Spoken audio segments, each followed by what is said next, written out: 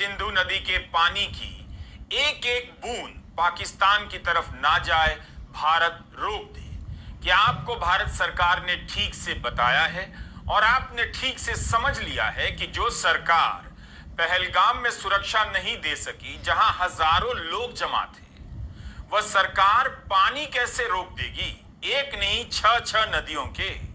हमारे वीडियो को देखने का एक तरीका है, क्रम से चलना पड़ता है और आखिर तक देखना पड़ता है।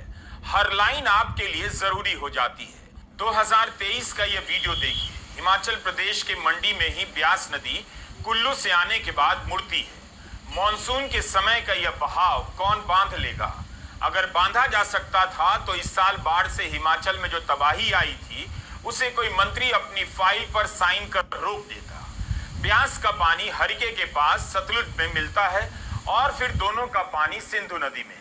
क्या यह संभव है कि इस पानी को बांध बनाकर आप बांध सकते हैं? 1947 की स्मृतियों से एक किस्सा बताता हूं।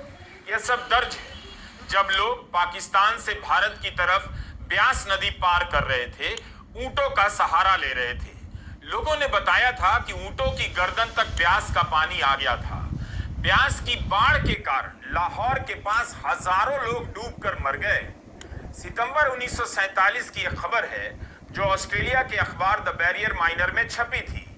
इसकी खबर कहती है कि लाहौर की पुरानी गलियों में ढोल बजा बजा कर बताया जा रहा था कि ब्यास में जो बाढ़ आई है वो बारिश से आई है। इसके लिए हिंदुओं और सिखों पर जिम्मेदारी न डाली जाए, क्योंकि उस समय इस तरह की अफवाह फैल गई थी।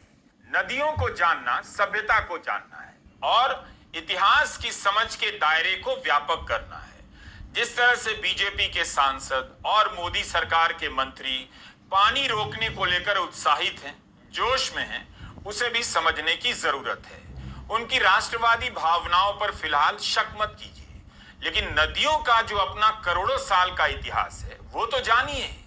क्या नदियों को पता होगा कि 2025 में ऐसे मंत्री आ जाएंगे, सांसद आ जाएंगे जो उनकी पानी के बहाव को रोक देने की चुनौती देने लग जाएंगे?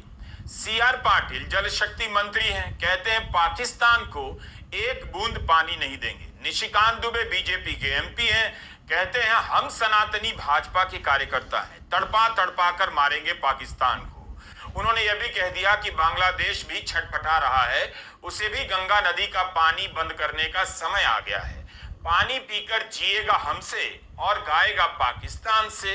भारत में मान्यता है कि भागीरथ जी के तप से गंगा धरती पर आई। गंगा ने करोड़ों वर्ष पूर्व अपना रास्ता बना लिया था, तब तो बांग्लादेश भी नहीं बना था। क्या सचमुच निशिकांत दुबे गंगा का बहाव रोक देंगे?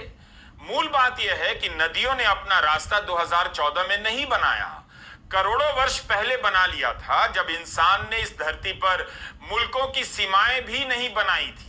मालूम भी नहीं था कि इस धरती पर राष्ट्र का निर्माण होगा। करोड़ों साल से नदी जिस रास्ते से गुजर रही है, अगर निशिकांत दुबे और सीआर पाटिल उस रास्ते पर जाकर नदी को रोक देंगे तो यह बहुत बड़ी घटना होने वाली है। अगर इतनी ही क्षमता है तो कोसी नदी का बहाव रोक लेते, जो हर साल बिहार में बाढ़ का दहशत पैदा करती रहती है। सोचिए, अगर निशिकांत दुबे की बात मानकर गंगा का पानी रोक दिया गया तो मॉनसून में क्या होगा? बिहार और बंगाल में बाढ़ की क्या हालत हो जाएगी? ऐसी बाढ़ आएगी कि चुनाव रोक दिया जाएगा और निशिकांत दुबे को राहत के काम में लगना पड़ेगा।